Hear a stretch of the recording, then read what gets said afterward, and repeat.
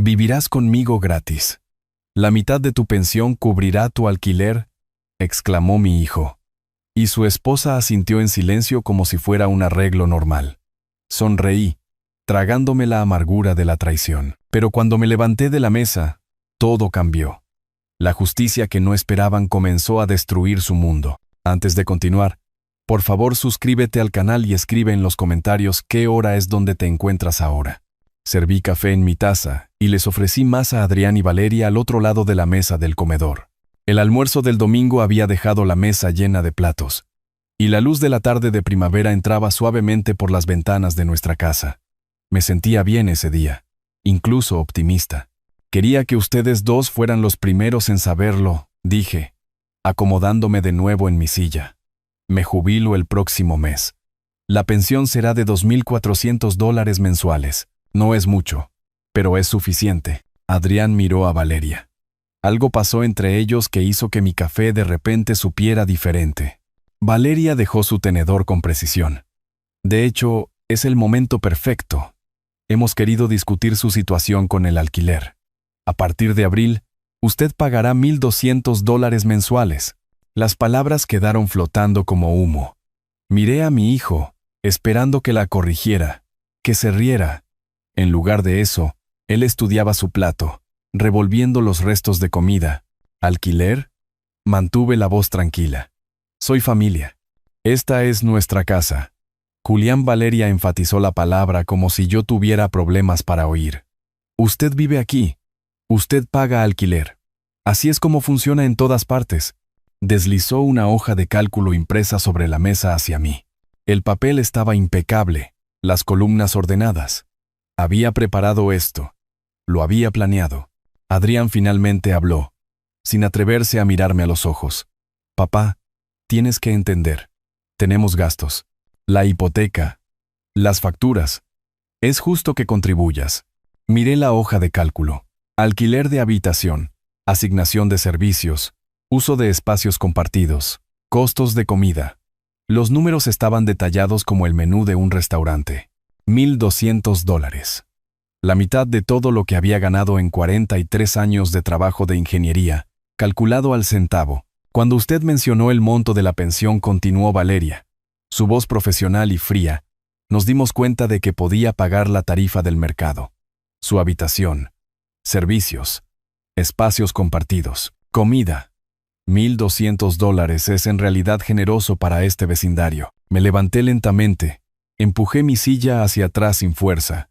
Las patas rasparon contra el suelo de madera que había ayudado a Adrián a restaurar hacía 5 años. No dije nada. No levanté la voz, solo los miré a ambos, mi hijo evitando mi mirada. Su esposa observándome con la expresión de alguien que concluye una transacción comercial exitosa.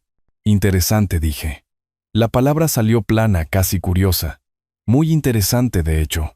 Caminé hacia las escaleras, mis pasos medidos y deliberados. Detrás de mí, Valeria gritó. Necesitaremos el primer pago el 1 de abril. Faltan 3 semanas. No me di la vuelta. En mi habitación cerré la puerta con llave y me dirigí al armario. La caja de cartón estaba en el estante superior, donde había estado durante 15 años. Etiquetada con mi propia letra. Documentos de la casa. 2010. Mis manos estaban firmes mientras la bajaba y la llevaba a la cama. Los papeles se extendieron sobre el edredón como pruebas en la escena de un crimen. Cheque de caja por $340,000. Mi firma al final. Documentos de cierre de marzo de 2010. Mi nombre figuraba como comprador. Adrián Ruiz figuraba como titular. Los papeles de transferencia de título. Mi nota escrita a mano en papel de bloc de notas amarillo. Fechada el día del cierre. Para el futuro de mi hijo.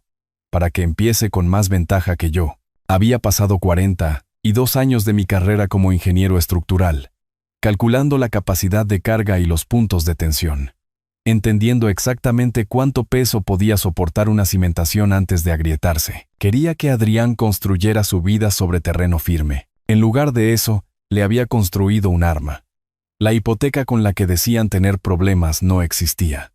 Había pagado en efectivo. Las facturas que necesitaban ayuda para cubrir eran de una casa que no les costó nada. y ahora querían la mitad de mi pensión por el privilegio de dormir en una habitación que yo había comprado con mi propio dinero, en una casa que le había entregado a mi hijo como regalo porque creía que un padre debía ayudar a sus hijos a tener éxito.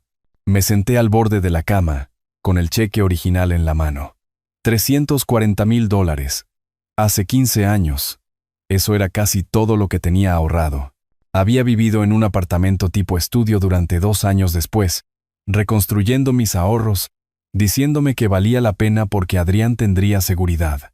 Desde abajo, oí risas. Adrián y Valeria. Las voces llegaban a través de los conductos de ventilación.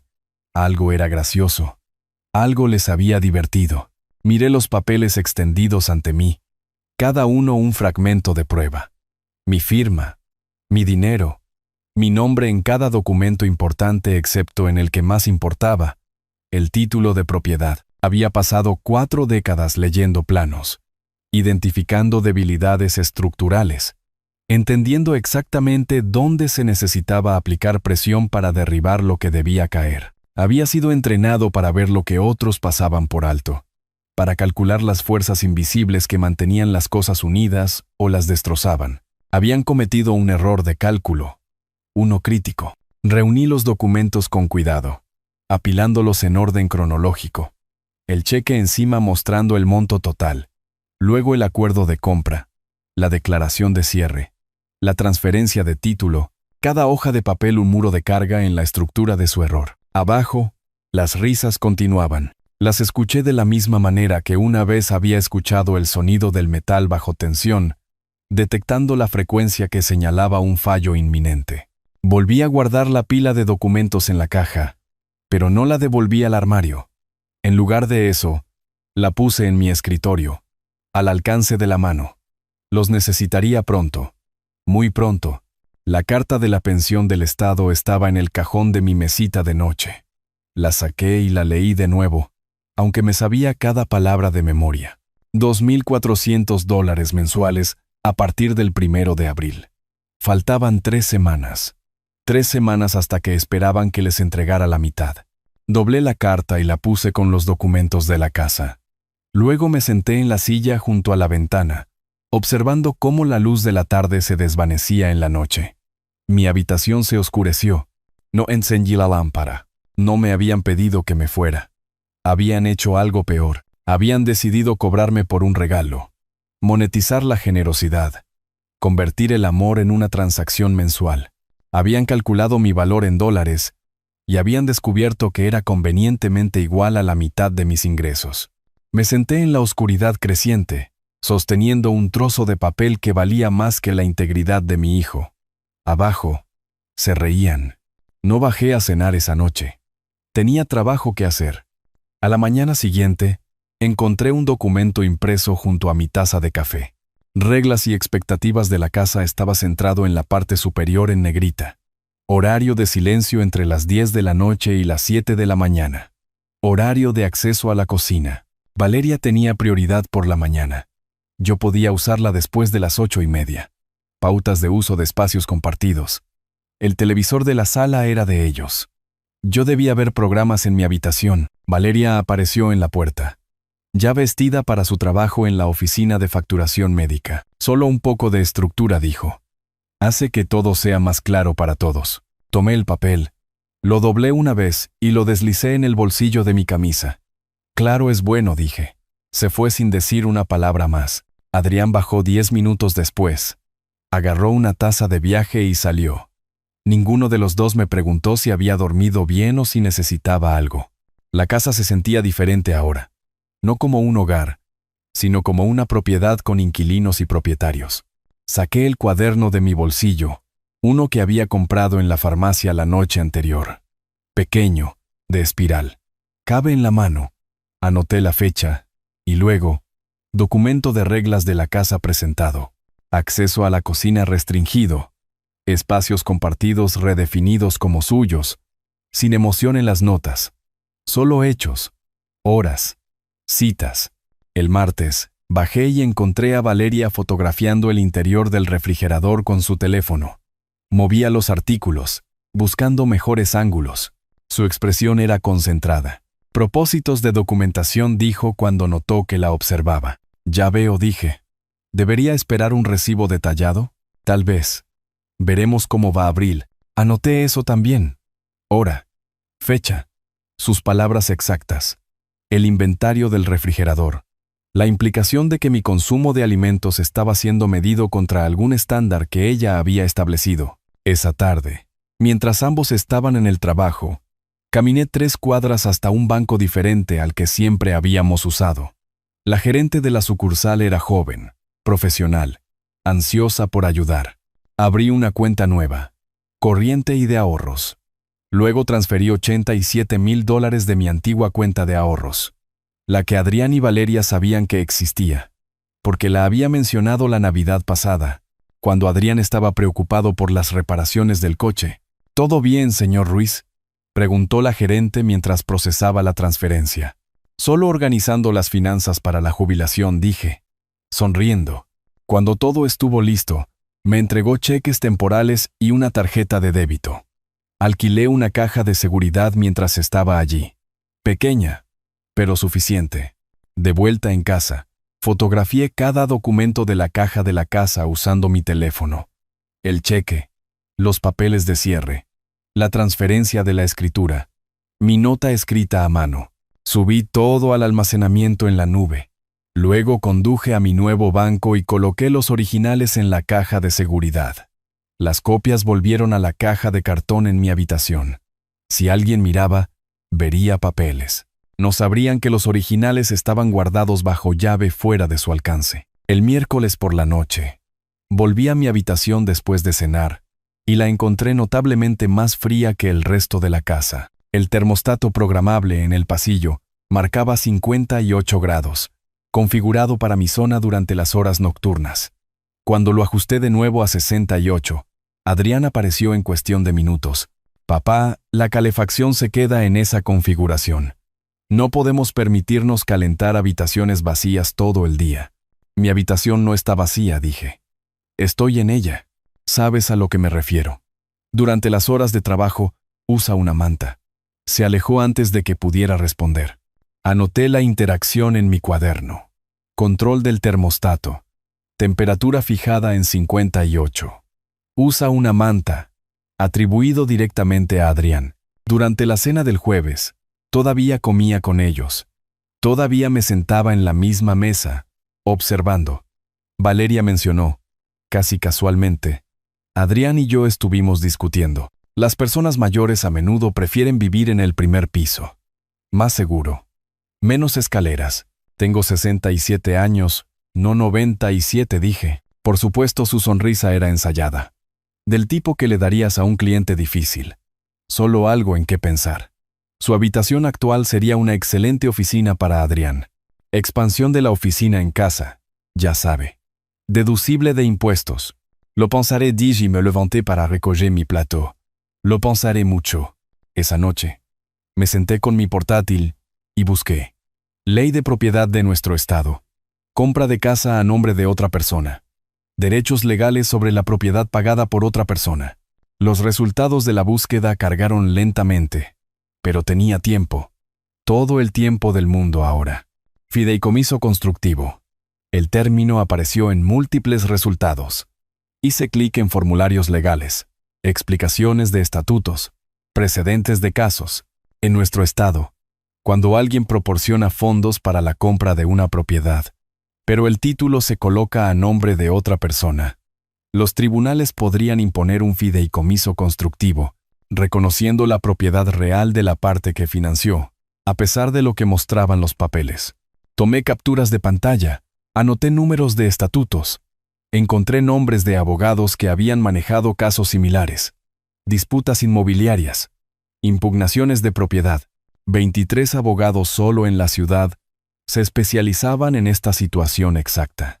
El viernes por la mañana, después de que Adrián y Valeria se fueran a trabajar, leí todo de nuevo.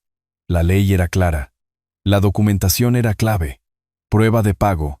Prueba de que la transferencia del título fue intencional como temporal o para fines específicos. Evidencia escrita de la relación entre las partes. Tenía el cheque. Tenía los documentos de cierre, tenía mi nota escrita a mano explicando que el regalo era para el futuro de mi hijo, no una transferencia incondicional de propiedad. Tenía un patrón de comportamiento, viviendo en la casa durante 15 años sin que me cobraran alquiler hasta el momento en que mencioné los ingresos de la pensión. El sábado, Adrián sugirió que habláramos sobre el 1 de abril después del desayuno. Valeria había impreso otra hoja de cálculo. Esta mostraba los gastos mensuales de los que yo sería responsable. $1,200 de alquiler y comida. Pero había partidas para servicios adicionales. Uso de lavandería, acceso al garaje, uso del espacio del jardín. Estos no están incluidos en el alquiler base, explicó. Pero si los quiere, podemos negociar las tarifas. Miré a mi hijo. Estaba desplazándose por su teléfono, sin siquiera fingir prestar atención a su esposa, sacándole dinero a su padre como si yo fuera un inquilino disputando cargos de servicios públicos. Revisaré esto, dije, tomando el papel. Te daré una respuesta pronto. El domingo por la noche, tarde, me senté en mi escritorio con el cuaderno, las hojas de cálculo impresas, las capturas de pantalla de los estatutos legales y una lista de nombres de abogados con sus números de teléfono. Lo había organizado todo por fecha, por categoría, por relevancia. Jaime Morales, abogado inmobiliario, disputas de propiedad, 20 años de experiencia. Su sitio web mostraba una práctica centrada específicamente en impugnaciones de títulos y conflictos de propiedad. Las reseñas elogiaban su minuciosidad, su disposición a tomar casos que otros consideraban difíciles. Su oficina estaba en el centro, en la Quinta Avenida. La tarifa de consulta era de $200. El número de teléfono aparecía claramente en la parte superior de la página. Lo anoté en mi cuaderno, subrayándolo 2 veces. Mañana era lunes. Las oficinas abrían a las 9. Llamaría a las 9:15, después del ajetreo de la mañana, cuando alguien tuviera tiempo de escuchar con atención. Hice clic en la foto de perfil de Morales. Un hombre de unos 50 años. Cabello canoso. Expresión seria. Su biografía mencionaba experiencia en ingeniería antes de la Facultad de Derecho. Ingeniería estructural.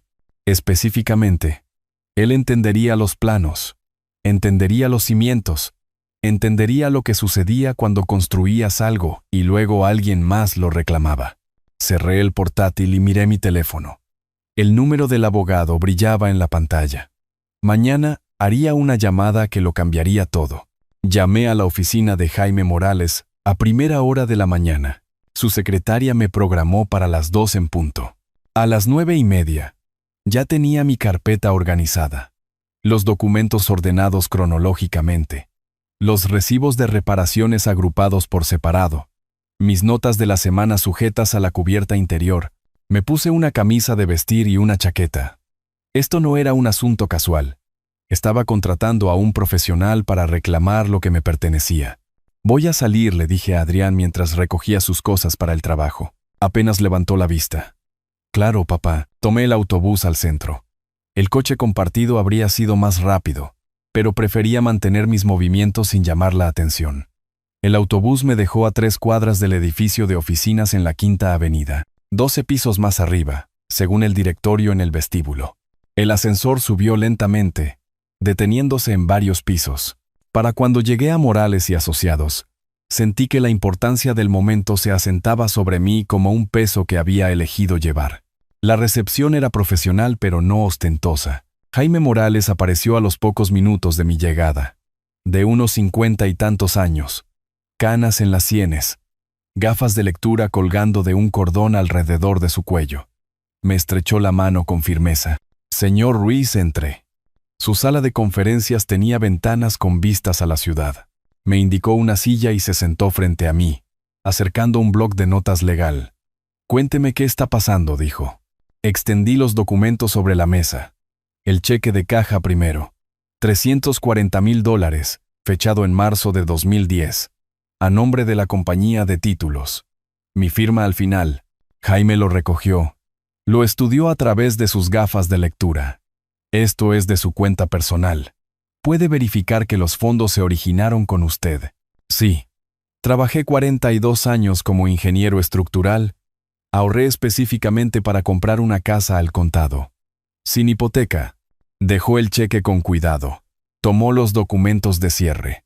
Y puso el título a nombre de su hijo. ¿Por qué? Pensé que lo estaba ayudando a establecer crédito, a construir patrimonio. Pensé que estaba siendo un buen padre. Jaime no reaccionó a la amargura en mi voz. Solo tomó notas. Pasó al siguiente documento, la transferencia de la escritura que mostraba a Adrián Ruiz como único propietario. Mi nombre no aparecía en el título. Eso complica las cosas legalmente, dijo, pero no elimina su reclamo. La doctrina del fideicomiso constructivo existe precisamente para situaciones como esta. Pasó 20 minutos revisando todo, los papeles de la compra, los extractos bancarios de 2010 que mostraban el retiro, 15 años de recibos de reparaciones, reemplazo del techo, $12,000, sistema de climatización, $8,500, renovación de la cocina, $15,000, todo pagado por mí, todo documentado con mi nombre en las facturas y cheques cobrados. Cuando terminó, se echó hacia atrás y se quitó las gafas. ¿Cuáles son mis posibilidades?, pregunté. 60-40 a su favor, tal vez 65-35 con esta documentación. Los tribunatos de nuestro estado reconocen los fideicomisos constructivos cuando alguien proporciona los fondos de compra, pero el título va a otra parte. Su evidencia es sólida. Usted financió la compra. Usted mantuvo la propiedad. Tiene registros escritos que abarcan 15 años, pero costará tiempo y dinero. Un anticipo de $8,000, probablemente de 15 a 20,000 en total antes de que terminemos. ¿Cuándo puede presentar la demanda? Sonrió levemente, la expresión de alguien que apreciaba a los clientes decididos. Redactaré la petición esta semana. Necesito verificar algunos detalles con la oficina de registro del condado, confirmar el estado del título. La presentaremos la próxima semana. Le escribí un cheque por $8,000 de mi nueva cuenta bancaria. Mi mano estaba firme. La cuenta solo tenía 2 semanas, pero Jaime se dio cuenta. Era el tipo de abogado que se daba cuenta de todo. ¿Cuenta reciente?, preguntó. Protección de activos, dije. Parecía prudente, inteligente. Firmó el acuerdo de anticipo y deslizó mi copia sobre la mesa. Lo llamaré cuando la petición esté lista. Probablemente el jueves o viernes. Una vez que la presentemos, serán notificados en 48 horas. Tomé el autobús a casa, llegando antes de que Adrián y Valeria terminaran de trabajar. Coloqué el recibo del abogado en el cajón de mi escritorio bajo llave.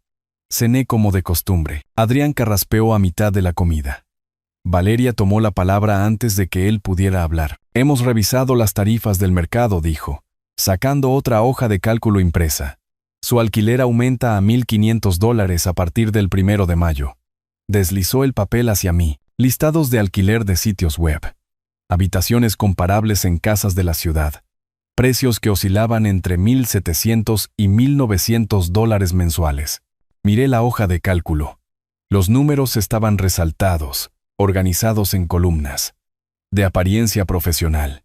Es un aumento del 25%, dije. Esa es la realidad del mercado. Honestamente, le estamos haciendo un favor. Adrián añadió débilmente. Las facturas siguen subiendo, papá. No estamos ganando dinero contigo, solo cubriendo costos. Me levanté, recogí mi plato. Entiendo. 1 de mayo. $1,500. Valeria me llamó mientras salía de la habitación. Lo necesitaremos el 1, no a finales de mes como la última vez. Me detuve, pero no me di la vuelta.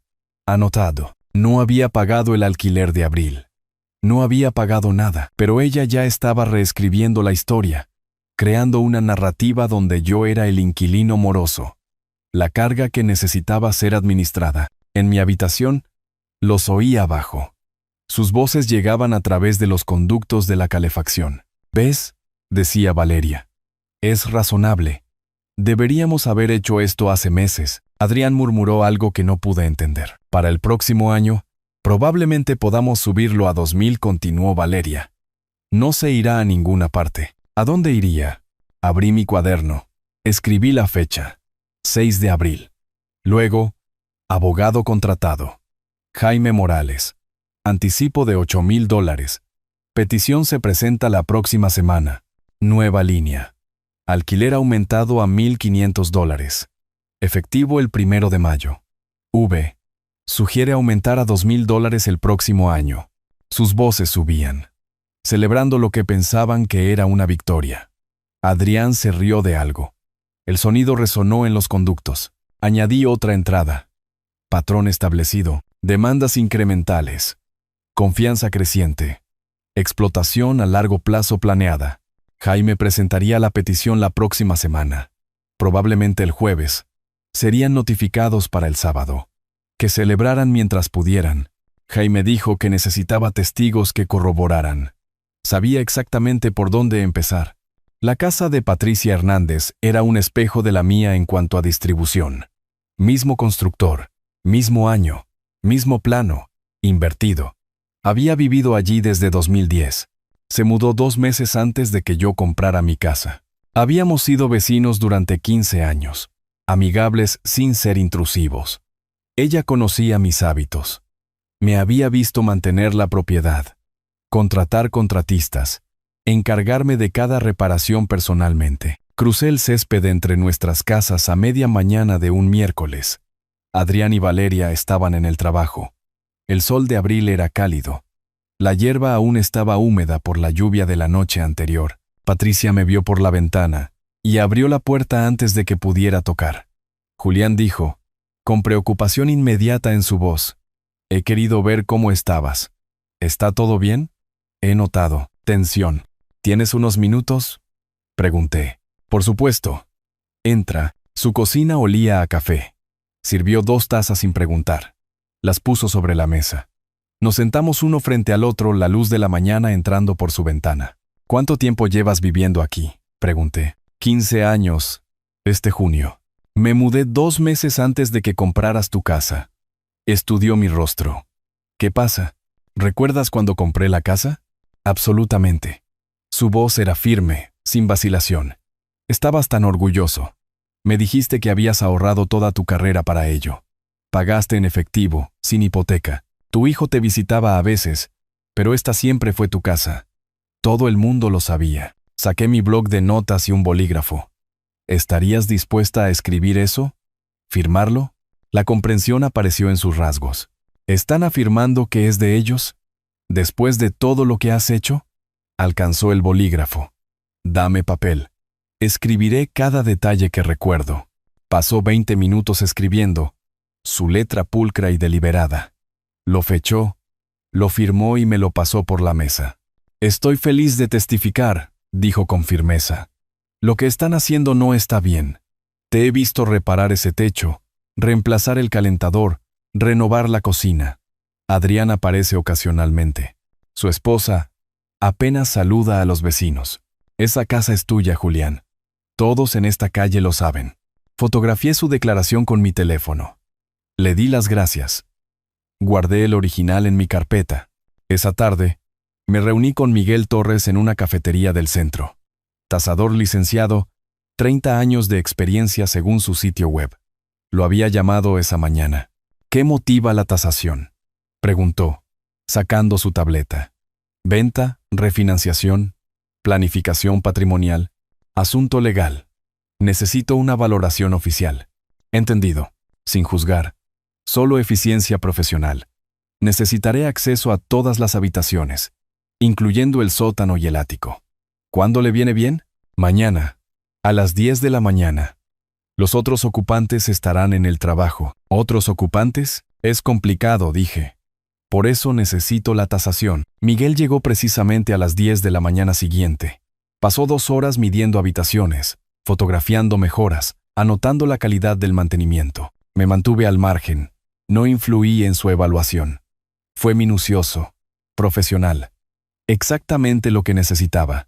3 días después, el informe de tasación llegó por correo electrónico.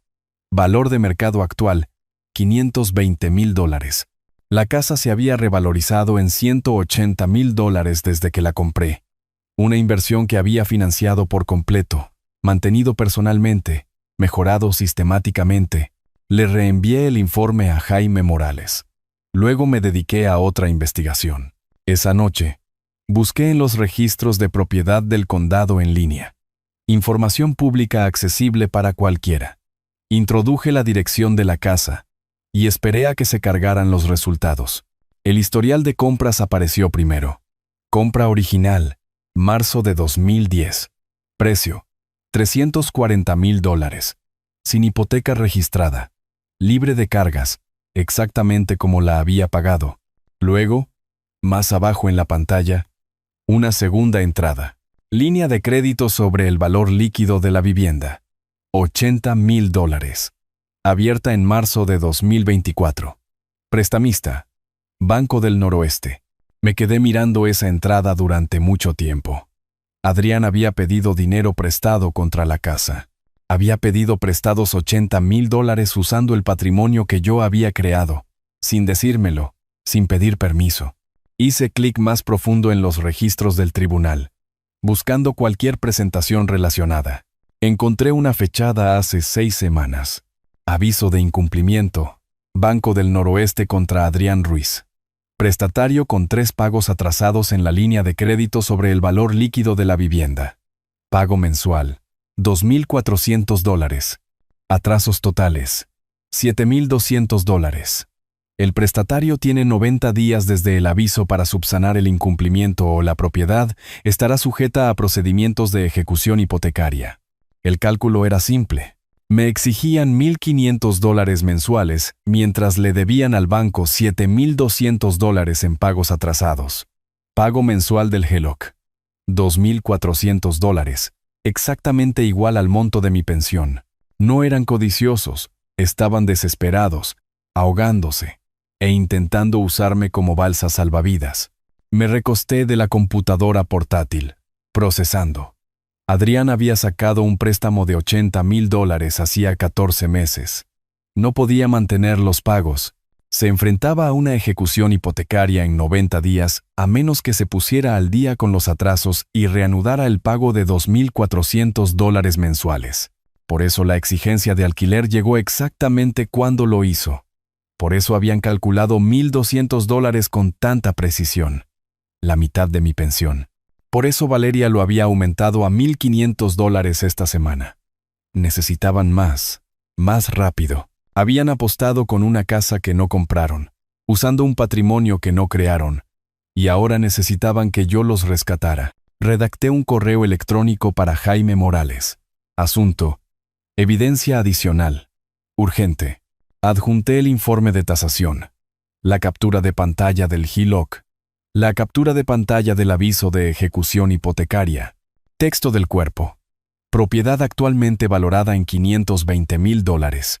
El titular tomó un HELOC de $80,000 en marzo de 2024 sin mi conocimiento.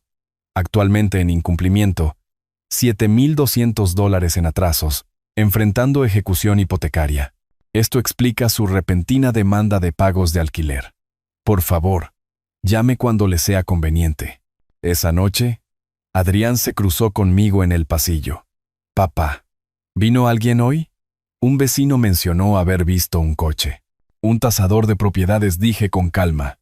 Para mis registros, ¿un tasador? ¿Por qué? Asunto personal. Continué hacia mi habitación. Cerré la puerta. Oí la voz de Valeria desde la cocina, suspicaz. ¿Para qué necesita una tasación? Adrián respondió, incómodo. No lo sé. Quizás para el seguro. A las 11 de la noche, abrí mi portátil por última vez. El correo electrónico a Jaime estaba en mi carpeta de borradores. Todos los archivos adjuntos verificados. Lo revisé una vez más. Luego presioné enviar. El mensaje zumbó en la noche. 4 archivos adjuntos que transformaban el caso de una disputa de propiedad a una catástrofe financiera. Adrián y Valeria no eran solo ladrones. Estaban desesperados, hundiéndose, intentando arrastrarme con ellos. Cerré el portátil. Jaime vería esto por la mañana. Jaime me llamó antes de las 8 de la mañana siguiente. Su voz tenía una cualidad diferente, más aguda, más enérgica. Julián, el paquete de pruebas que enviaste es excepcional. La declaración de Patricia establece la línea de tiempo perfectamente. La tasación muestra el valor actual en $520,000. ¿Y ese aviso de ejecución hipotecaria? Esa es una palanca que no podríamos haber anticipado. ¿Cuándo presentas la demanda? Pregunté. Hoy. Estoy terminando la petición ahora. Serán notificados en 48 horas. Probablemente el jueves. Acerqué mi cuaderno. Anoté la línea de tiempo. ¿Qué pasa después de que sean notificados? Tienen 30 días para responder. Contratarán a un abogado. Presentarán una respuesta. Tal vez una contrademanda. Luego comenzamos el descubrimiento. Deposiciones. Interrogatorios. Producción de documentos. El proceso de litigio estándar. ¿Cuánto tiempo hasta la resolución? De 4 a 6 meses si luchan hasta el final. Podríamos llegar a un acuerdo antes si son lo suficientemente inteligentes como para reconocer que están expuestos. Jaime hizo una pausa. Una cosa más. Dada la situación de ejecución hipotecaria, son financieramente vulnerables. Eso generalmente hace que la gente se desespere. La gente desesperada toma malas decisiones. Mantente alerta. Pasaron 2 días. Mantuve una interacción mínima con Adrián y Valeria. 8 comidas en mi habitación documentaron sus miradas cada vez más hostiles. La casa se sentía como un campo de batalla durante un alto el fuego. Silencio temporal, enmascarando la violencia inevitable. El jueves por la tarde sonó el timbre. Adrián respondió. Oí voces desde mi habitación. Formales, transaccionales. Luego, pasos en las escaleras. Rápidos y pesados. ¿Qué es esto? Adrián apareció en mi puerta, con papeles en la mano. Detrás de él, el rostro de Valeria estaba pálido. Levanté la vista de mi libro. Documentos legales, supongo. ¿Nos demandaste? Valeria empujó a Adrián. ¿Realmente presentaste una demanda? Presenté una petición de fideicomiso constructivo. Sí. Adrián miró los papeles como si pudieran incendiarse. No puedes hacer esto. La casa está a mi nombre. Han pasado 15 años. Entonces no tienes nada de qué preocuparte. Volví a mi libro. Tu abogado puede explicarte el proceso. Se fueron sin decir otra palabra. Los oí abajo, extendiendo los documentos sobre la mesa del comedor. Sus voces llegaban a través de los conductos de ventilación, confundidos, enojados, asustados. Por la noche, habían consultado a alguien. Lo supe porque intentaron acorralarme en la cocina. Papá, Adrián carraspeó. Esto de la demanda se está yendo de las manos. ¿No podemos sentarnos, arreglar esto como familia? No me di la vuelta de la estufa. No podemos. Pero nuestros abogados pueden. ¿Realmente vas a hacer esto? La voz de Valeria tenía un filo más duro. ¿Demandando a tu propio hijo? Me volví entonces. La miré directamente a los ojos. Estoy reclamando una propiedad que compré. La relación es secundaria a la ley. ¿Secundaria? El volumen de Adrián aumentó. Soy tu familia. La familia no le cobra a la familia el 75% de sus ingresos por una habitación que ya posee. Tú redefiniste nuestra relación. Estoy aceptando tus términos, entonces lárgate. Adrián se acercó, con los puños apretados. Vete. Esta noche. No me moví. Eso es un desalojo ilegal. La ley de nuestro estado requiere un aviso por escrito de 30 días como mínimo, incluso para miembros de la familia. Desalójame ahora y presentaré una demanda adicional mañana. Inténtalo. Valeria agarró el brazo de Adrián. Era más inteligente. Vio la trampa. Vámonos. Se volvió en la puerta. Esto no ha terminado. No dije. Apenas está comenzando. En mi habitación más tarde los oí a través de la pared. La voz de Valeria cortaba. Afilada por la culpa. Dijiste que la casa era nuestra para siempre. Dijiste que te la dio. Adrián a la defensiva. Lo hizo. Han pasado 15 años. ¿Cómo iba a saber que guardó la documentación? Deberías haber preguntado. Deberías haberte asegurado. Es mi padre. Confié. Bueno, tu confianza acaba de costarnos todo. Abrí mi cuaderno. 8 de mayo. Acusados notificados con la petición. Intento de confrontación en la cocina. Amenaza de desalojo. Documentado verbalmente. Su pánico se está mostrando. A través de la pared. La voz de Valeria llegó de nuevo. Necesitamos un abogado de verdad. Y necesitamos contraatacar. Adrián murmuró su acuerdo. Cerré el cuaderno. Jaime me había advertido que contraatacarían. Dejemos que lo intenten. Cada acción que tomaran ahora era visible, documentada, sometida a revisión judicial. Estaban luchando en un sistema que requería pruebas, procedimientos, paciencia. Yo tenía las tres. Tenía un chequeo de rutina programado para ese martes. Solo un examen físico anual. Análisis de sangre. El monitoreo habitual de un cuerpo de 67 años. Salí de casa a la 1:30. Esperaba volver a las 4. La cita transcurrió sin problemas. Presión arterial normal. Colesterol aceptable. El médico satisfecho con todo. Tomé el autobús a casa. Aparcar en el centro costaba más que el billete de transporte. En la puerta principal metí la llave. No giraba. Lo intenté de nuevo, moviéndola. El mecanismo se sentía mal. Diferente. Examiné la cerradura de cerca. Herrajes nuevos.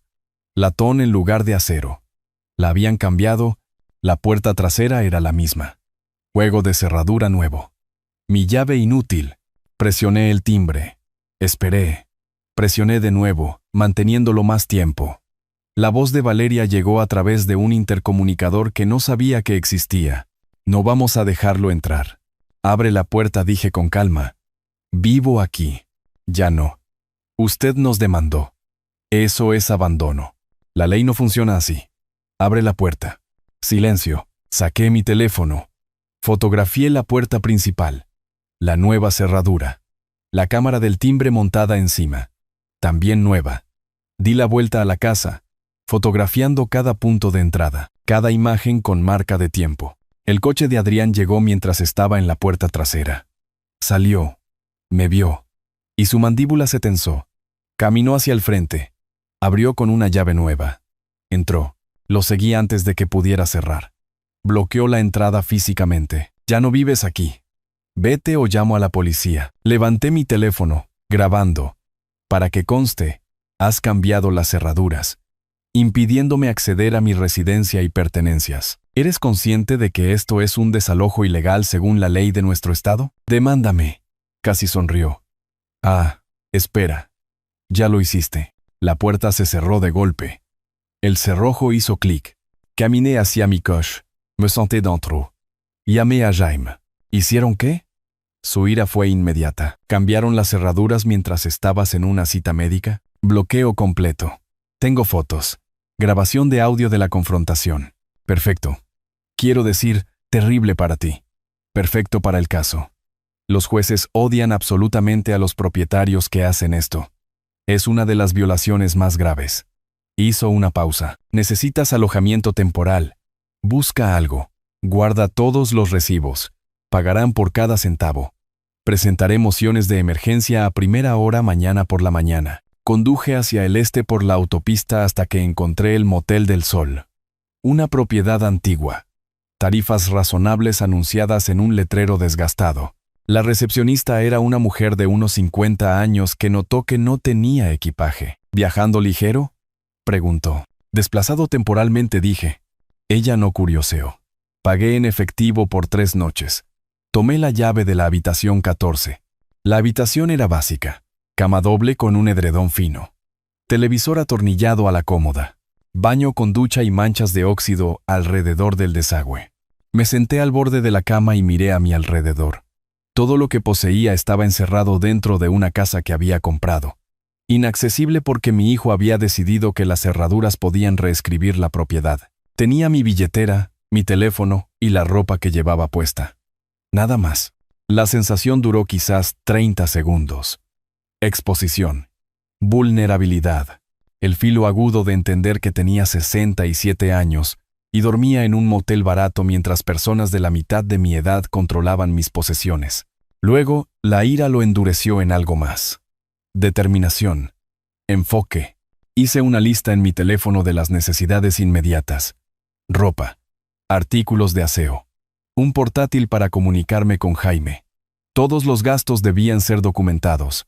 Todos los recibos guardados. Jaime llamó a la mañana siguiente. Presenté 2 mociones. Audiencia de emergencia por desalojo ilegal y una orden que les exige devolver tu propiedad. Inmediatamente. La audiencia está programada para el próximo lunes. 1 semana. ¿Qué necesito hacer? Documenta todo. Cada gasto, cada interacción. Han cometido un error catastrófico y quiero un registro completo cuando entremos en esa sala del tribunal. 3 días después, un notificador me encontró en el motel. ¿Cómo obtuvo Adrián la dirección? No lo sabía. Y esa comprensión me provocó un escalofrío. Me estaban rastreando de alguna manera. El notificador me entregó un sobre grueso. Adrián y Valeria Ruiz contra Julián Ruiz. Contrademanda. Lo abrí en mi habitación de motel. Eché un vistazo a la primera página. Ojeé. Buscaban $45,000 por 15 años de alquiler no pagado, afirmando que había vivido gratis mientras ellos corrían con todos los gastos. Adjunta venía una declaración jurada de Roberto Rojas, el hermano de Valeria que vivía en la capital del estado. Una declaración detallada sobre visitar la casa regularmente a lo largo de los años, ser testigo de cómo Adrián pagaba por todo. Reparaciones, servicios públicos, impuestos a la propiedad. Firma notariada al final. Lo leí 2 veces. Cada frase era una fabricación. Roberto apenas visitaba. Quizás 2 veces al año para las vacaciones. Nunca presenció ninguna transacción, pero la firma era real. Oficial. Llamé a Jaime. Presentaron una contrademanda, dije. $45,000 por alquiler que afirman que nunca pagué. Predecible. No sonaba preocupado. ¿Cuál es su evidencia? Una declaración jurada del hermano de Valeria. Dice que fue testigo de cómo Adrián pagaba por todo a lo largo de los años. ¿El hermano que no vive allí y no figura en ninguno de los documentos que hemos visto? Correcto. Están desesperados. Esto es gente desesperada cometiendo errores desesperados. Le tomaremos declaración y su testimonio se derrumbará bajo un interrogatorio básico. ¿Dónde estaba durante estos supuestos pagos? ¿Qué fechas? ¿Qué cantidades? No tendrá respuestas porque nunca sucedió, así que seguimos sólidos, mejor que sólidos. Han cometido un desalojo ilegal, una violación grave. Han presentado una contrademanda frívola, con lo que parece ser un testimonio falso. No están contraatacando eficazmente, están dando manotazos, y cada manotazo crea más evidencia en su contra. Me senté en la pequeña mesa de mi habitación de motel esa noche, portátil abierto, un modelo barato que había comprado en una gran tienda esa tarde. Redacté una línea de tiempo para Jaime, fecha y hora del bloqueo, fotografías tomadas, grabación de las amenazas de Adrián, costos del motel, acumulándose, $67 por noche, multiplicado por 7 noches hasta ahora, equivalía a $469. Gastos comerciales de ser agraviado. Guardé el documento. Hice una copia de seguridad en el almacenamiento en la nube. La habitación era pequeña y olía vagamente a alfombra vieja y solución de limpieza, pero era temporal. Todo lo que habían hecho en la última semana, las cerraduras, las amenazas, el testimonio falso, había debilitado su posición, no la mía. Jaime tenía la audiencia de emergencia programada para el lunes. 5 días más. La audiencia llegó más rápido de lo que esperaba. 5 días en el motel y estaba conduciendo al Palacio de Justicia del Condado el lunes por la mañana. Había comprado ropa nueva, un traje de una gran tienda, zapatos de vestir que apretaban ligeramente, una corbata que anudé 3 veces antes de hacerlo bien. Todo lo que poseía era prestado o comprado en la última semana. El desplazamiento se sentía físico, como llevar la piel de otra persona. Jaime me encontró en el pasillo fuera de la sala del tribunal. Llevaba un maletín de cuero, documentos organizados en carpetas codificadas por colores. Repasamos la estrategia brevemente. Primero el asunto del desalojo de emergencia. Luego la audiencia preliminar sobre el caso principal. Adrián y Valeria llegaron 20 minutos después con su abogado. Su traje era más barato que el de Jaime. Tela brillante en los codos. Servicios legales de descuento visibles en cada detalle. Se sentaron en un banco a unos 6 metros de distancia. Nadie habló. Valeria le susurraba urgentemente a su abogado. Adrián miraba al suelo. El alguacil llamó el número del caso. Entramos. La sala del tribunal se sentía más grande de lo necesario. Techos altos. El sello del Estado detrás del estrado del juez. El estrado de los testigos a la derecha. Los asientos de la galería vacíos excepto por Patricia Hernández, que había venido a observar. Me senté en la mesa del demandante junto a Jaime. Adrián y Valeria tomaron la mesa del demandado enfrente. La jueza era una mujer de unos 50 y tantos años. Cabello canoso recogido, gafas de lectura sobre la nariz. Revisó los papeles antes de levantar la vista. Señor Morales, ¿ha presentado una moción de emergencia con respecto a un presunto bloqueo ilegal? Jaime se puso de pie. Sí, su señoría. Mientras mi cliente asistía a una cita médica, los acusados cambiaron todas las cerraduras, le negaron el acceso a sus pertenencias y amenazaron con involucrar a la policía si intentaba regresar. Presentó las pruebas fotográficas, imágenes con marca de tiempo de las cerraduras cambiadas, la nueva cámara del timbre, los puntos de entrada inaccesibles, luego la grabación de audio de la amenaza de Adrián. Finalmente, el recibo del motel que mostraba $469 en costos. La jueza escuchó. Su expresión se volvió severa. ¿Abogado? Se volvió hacia el abogado defensor. Él se puso de pie torpemente. Su señoría, esta es una disputa entre miembros de la familia, no un arrendador-inquilino formal. La ley de nuestro estado no distingue. La jueza lo interrumpió. El bloqueo residencial sin previo aviso es ilegal, sea familia o no. ¿Se proporcionó aviso? No. Pero, entonces el bloqueo fue inapropiado. Tomó una nota. Los acusados proporcionarán al demandante acceso para recuperar sus pertenencias personales dentro de las 24 horas, supervisado por un tercero neutral si lo prefieren. Los acusados también son responsables de los costos razonables de alojamiento temporal del demandante mientras se resuelve el caso principal. Adrián y Valeria intercambiaron miradas. Su abogado asintió, derrotado. Después de un breve receso, regresamos para la audiencia preliminar sobre la reclamación de fideicomiso constructivo. Ahora abordemos la petición principal, dijo la jueza. Señor Morales, describa el reclamo de su cliente. Jaime se puso de pie de nuevo.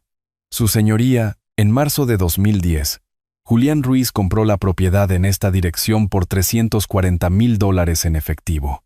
Puso el título a nombre de su hijo temporalmente, con la intención de ayudarlo a establecer crédito y patrimonio, no de transferir la propiedad.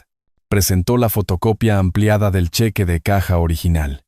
La cámara de documentos lo proyectó en la pantalla, mi firma, los números de ruta del banco, la cantidad inconfundible. La jueza examinó el cheque físico de cerca, tomando notas. Jaime continuó con la carpeta de mantenimiento, 15 años de recibos organizados cronológicamente, reemplazo del techo, sistema de climatización, renovación de la cocina, impuestos a la propiedad, cada pago desde mis cuentas. Un total que excedía los $45,000. Y tenemos una declaración de la vecina, añadió Jaime. La jueza leyó el testimonio notariado de Patricia en voz alta. Extractos clave sobre verme actuar como ocupante principal y proveedor de mantenimiento. El abogado defensor se puso de pie. Su señoría, esto fue claramente un regalo de padre a hijo, un arreglo familiar estándar. No se requiere una escritura de donación formal para las transferencias familiares. 15 años de título a nombre del señor Adrián Ruiz establecen la propiedad. Jaime respondió de inmediato. Nunca se ejecutó ninguna escritura de donación.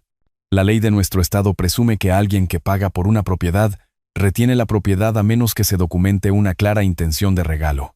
Además, los acusados exigieron recientemente $1,200, luego $1,500 mensuales de alquiler al demandante.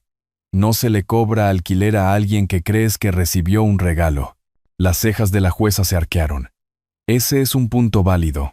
La defensa presentó la declaración jurada de Roberto. Jaime objetó al instante. Su señoría, este testigo vive en la capital del estado. No estuvo presente en la compra de 2010. No tiene conocimiento personal de estas transacciones.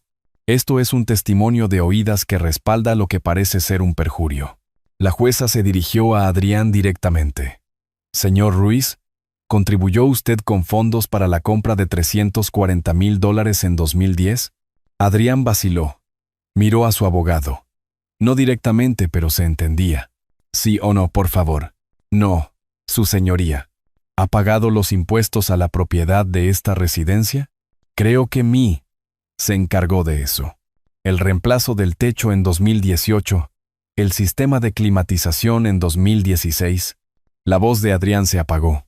No, su señoría. La jueza se quitó las gafas, las puso sobre el estrado. Dada la documentación sustancial y las afirmaciones contradictorias, ordeno un examen forense de todos los registros financieros por un experto designado por el tribunal. El experto verificará la autenticidad de los documentos, rastreará las fuentes de los fondos y establecerá la línea de tiempo de los pagos. El informe debe presentarse en 4 semanas. Miró a ambas mesas. Este es un asunto serio. Las reclamaciones de fideicomiso constructivo son complejas. Necesito documentación verificada antes de tomar cualquier decisión. La próxima audiencia está programada para el 23 de junio. Salimos de la sala del tribunal en silencio. Afuera, en las escaleras del juzgado, vi a Adrián y Valeria discutir en el estacionamiento con su abogado. No podía oír las palabras, pero su lenguaje corporal era claro. Culpa, miedo, acusaciones volando entre ellos. Jaime estaba a mi lado. La jueza se está tomando esto en serio. Eso es bueno para nosotros. Los miré. 3 personas peleando por un barco que se hundía. Adrián gesticulaba salvajemente. Valeria le daba la espalda. Su abogado parecía agotado. Jaime tocó mi brazo. Vamos a llevarlo de vuelta a su lugar. Mañana organizamos la recuperación de sus pertenencias. Asentí. No era mi lugar. Una habitación de motel, pero temporal. La orden de examen de la jueza significaba algo. Significaba dudas sobre su historia. Significaba posibilidad. Había estado de vuelta en el motel 2 semanas. Mis pertenencias llenaban el pequeño espacio ahora. Ropa en el armario. Documentos en una caja de banquero en el escritorio. El portátil al lado. Esperar el informe del examinador forense se sentía como contener la respiración bajo el agua. Jaime llamó a media tarde de un martes. Su voz tenía esa cualidad urgente de nuevo. Julián, tenemos un problema. Adrián puso la casa en el mercado. Agarré mi portátil antes de que terminara la frase. ¿Hizo qué? Puesta en venta hace 3 días. $480,000. Por debajo del valor de tasación para una venta rápida.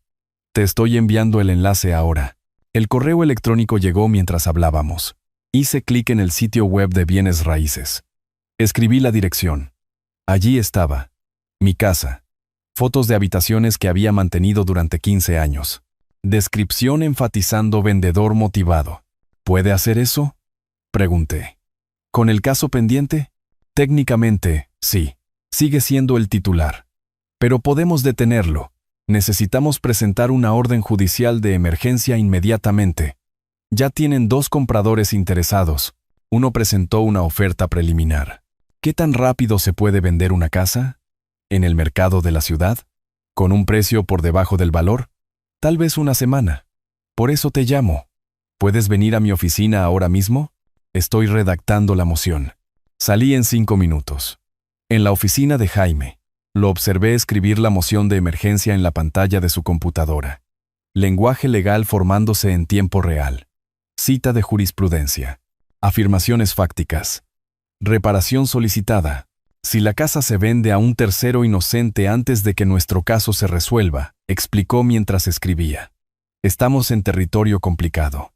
Los nuevos propietarios no han hecho nada malo. Necesitamos congelar la venta. Ahora. Esbozó la base de la orden judicial. Yo tenía una reclamación legítima pendiente. La casa era propiedad en disputa. La venta me impediría recuperarla incluso si ganaba. Y los acusados intentaban liquidar el activo para evitar el juicio. Condujimos juntos al juzgado. Llegamos 30 minutos antes de que cerrara la oficina del secretario. Presentamos la moción con los documentos de respaldo. Pagué la tarifa de presentación de emergencia de $350. El secretario selló los papeles. Dijo que la jueza lo revisaría durante la noche. Jaime me llamó a las 8 de la mañana siguiente. La jueza programó una audiencia de emergencia para las 10. Misma sala. La sala de audiencias era más pequeña esta vez. Menos formal.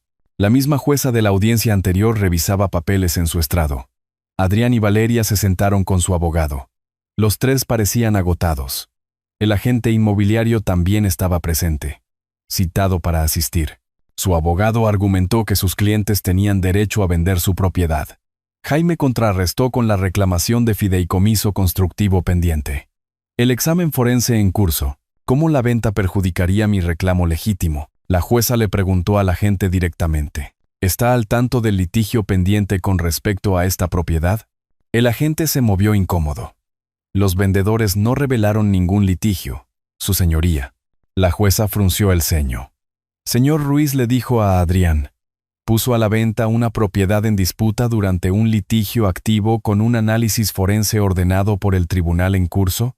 Su señoría, la propiedad está legalmente a nombre de mi cliente. Comenzó su abogado. Mientras se examina la reclamación de fideicomiso constructivo, la voz de la jueza se agudizó.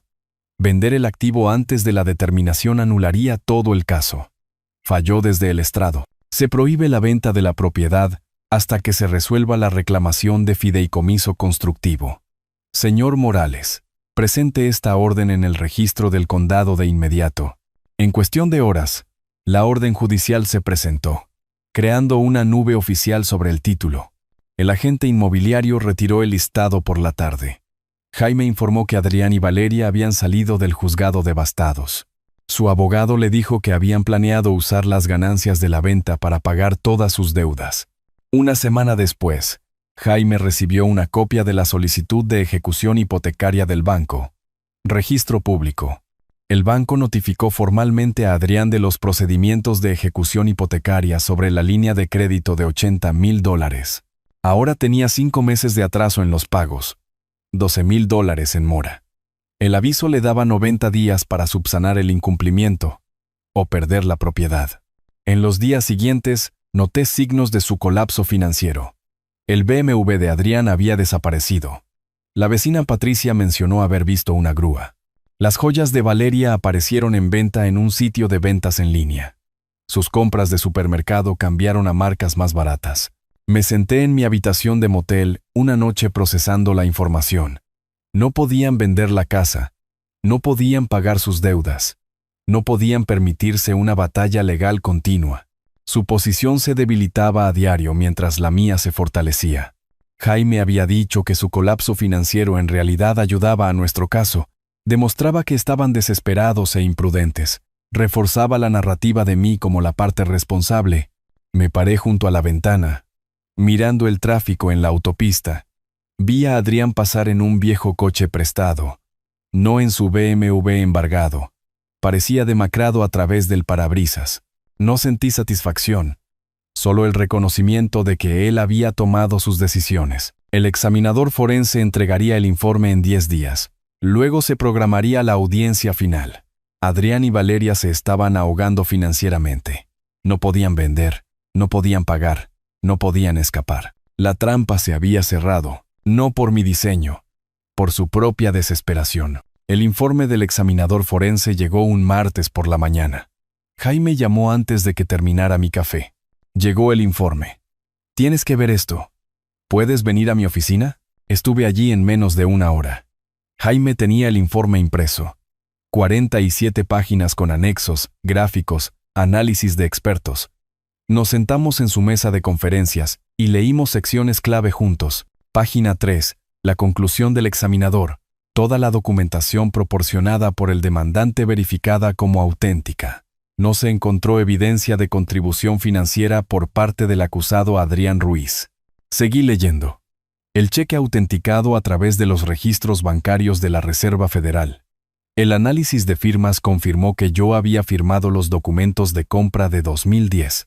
Los recibos de mantenimiento verificados a través de los registros de los contratistas y referencias cruzadas de extractos bancarios. Los patrones de pago mostraban una financiación constante de mis cuentas durante 15 años. Luego la sección sobre la declaración jurada de Roberto. El examinador había encontrado los registros de la tarjeta de crédito de Roberto, que mostraban que estaba en la capital del estado en 3 fechas en las que afirmó presenciar pagos en la ciudad. Los registros de su empleador confirmaron que estaba trabajando esos días, en ningún lugar cerca de mi casa. Así que mintió, dije. O Valeria le dio información falsa, dijo Jaime. De cualquier manera, contradice la evidencia documental. La jueza verá eso. La segunda audiencia se programó para 3 días después. La sala del tribunal se sentía familiar esta vez. Misma jueza, mismas mesas, misma formalidad. El examinador forense se sentó en la galería. Un hombre mayor, barba canosa, maletín a su lado. La jueza lo llamó al estrado. Prestó juramento. Declaró sus credenciales. 30 años de experiencia en contabilidad forense. Testificó en más de 200 casos. Jaime lo guió a través de la metodología, técnicas de autenticación de documentos, referencias cruzadas de bases de datos, verificación de la línea de tiempo, análisis del flujo financiero. En su opinión experta preguntó Jaime, ¿quién financió la compra de la propiedad en esa dirección? Incuestionablemente, Julián Ruiz proporcionó el 100% de los fondos de compra y los costos de mantenimiento posteriores. El abogado defensor intentó atacar la metodología durante el contrainterrogatorio. ¿No podría este cheque haber sido reembolsado más tarde? No hay evidencia de ningún reembolso en 15 años de registros, dijo el examinador con calma. La jueza hizo sus propias preguntas. Doctor Ponce, ¿existe algún escenario en el que la afirmación de propiedad del acusado esté respaldada por evidencia financiera? Ninguno que pudiera encontrar. Su señoría. La jueza tomó un receso de 30 minutos para revisar el informe completo. Esperamos en el pasillo. Adrián y Valeria se acurrucaron con su abogado, con aspecto sombrío. Nadie habló. Se reanudó la sesión. La jueza leyó su fallo preliminar en el acta. Basado en la evidencia forense presentada, este tribunal determina que el demandante ha establecido un fideicomiso constructivo. El acusado posee el título legal, pero el demandante es el propietario equitativo de la propiedad. Continuó. Con respecto al asunto del desalojo ilegal, el acusado violó las leyes de arrendamiento residencial de nuestro estado. Se le otorgan al demandante $12,000 por daños y perjuicios. Adrián se levantó de repente. Esto no es justo. Era mi casa. La voz de la jueza se agudizó. Señor Ruiz, tendrá la oportunidad de apelar. Siéntese. Audiencia final programada para dentro de 3 semanas para formalizar los detalles de la transferencia y los montos de compensación. Salimos de la sala del tribunal. Oí al abogado defensor hablando con Adrián y Valeria en el vestíbulo. La apelación costará $15,000 como mínimo, y volverán a perder. Consideren un acuerdo. La voz de Valeria era aguda. No nos vamos a rendir. Apelaremos. Adrián asintió. Aunque la incertidumbre parpadeaba en su rostro, conduje de regreso al motel esa noche. Me senté en la pequeña mesa, leyendo la copia del informe forense de nuevo. La palabra incuestionablemente me llamó la atención en la página 12. Cerré el informe y abrí mi portátil. Encontré las fotos que había tomado en marzo, los documentos originales de mi armario, los que comenzaron todo. Hace 4 meses. Parecía más tiempo. 3 semanas más, había dicho Jaime. Luego la audiencia final. Luego a casa. Miré alrededor de la habitación del motel una vez más. Casi había terminado. 3 semanas pasaron como agua entre los dedos. Empaqué mi portátil y mis documentos esa mañana, sabiendo que era la última vez que me despertaría en esta habitación de motel. En la recepción, le entregué la llave a la empleada. Ella sonrió. ¿Se va para siempre? Sí. Finalmente, la audiencia final fue breve. La jueza leyó su fallo preparado en el acta. Lenguaje legal detallado, pero la conclusión era clara. Se determina que la propiedad en esta dirección, en esta ciudad, se mantiene en fideicomiso constructivo para el demandante Julián Ruiz. Esbozó los remedios. El acusado debe ejecutar una escritura de renuncia, transfiriendo el título al demandante. Pagar al demandante $420,000, que representan el precio de compra, los costos de mantenimiento, los daños y los honorarios legales. Adrián permaneció en silencio esta vez, mirando la mesa. Valeria le susurraba urgentemente a su abogado. Él negó con la cabeza. No quedaban opciones. Después de la audiencia, Jaime se acercó a su abogado en el pasillo. Mi cliente está dispuesto a discutir un acuerdo razonable. Nos reunimos en una sala de conferencias del juzgado. 4 personas alrededor de una mesa. Jaime presentó los términos. Yo tomaría el título. Pagaría la deuda bancaria de $80,000. evitando la ejecución hipotecaria. Ellos desalojarían en 30 días. Sin más reclamaciones. Su abogado expuso la realidad. Sin esto, el banco ejecuta la hipoteca en 6 días. La ejecución hipotecaria destruye su crédito durante 7 años. Deberán la deficiencia si la casa no cubre la deuda total. Esta es su mejor opción. La voz de Adrián era hueca. Aceptamos. Se redactaron y firmaron los papeles. El tribunal aprobó el acuerdo. Caso cerrado. Durante la siguiente semana, volví a mudar mis pertenencias gradualmente. Adrián y Valeria se mudaron simultáneamente. Habían encontrado un pequeño apartamento al otro lado de la ciudad. Escribí un cheque de $80,000 al banco, satisfaciendo la línea de crédito sobre el valor líquido de la vivienda. El banco liberó el gravamen. La compañía de títulos procesó la escritura de renuncia. Mi nombre apareció donde pertenecía. El día de la mudanza llegó a finales de agosto. Un camión de mudanzas profesional estaba estacionado frente a la casa. Adrián y Valeria cargaban cajas y muebles. Me senté en el porche con un café, observando. Adrián dejó una caja y caminó hacia el porche. Papá, deberíamos saber. Lamento que haya llegado a esto. Mantuve mi voz firme. Exigiste mi pensión. Cambiaste las cerraduras. Intentaste vender lo que no era tuyo. Paga por tus elecciones. Él asintió lentamente y volvió al camión. No pasaron más palabras entre nosotros. El camión se cargó. Adrián y Valeria se sentaron en su viejo sedán, reemplazo del BMW embargado. El motor arrancó. Se alejaron. Observé hasta que las luces traseras desaparecieron en la esquina. Me levanté y entré por la puerta principal. Mi puerta. Mi casa. Caminé de habitación en habitación. La sala de estar donde habían presentado sus demandas de alquiler. La cocina donde habían detallado mis costos de comida. Arriba, al dormitorio del que habían intentado reubicarme. Todo se sentía diferente ahora.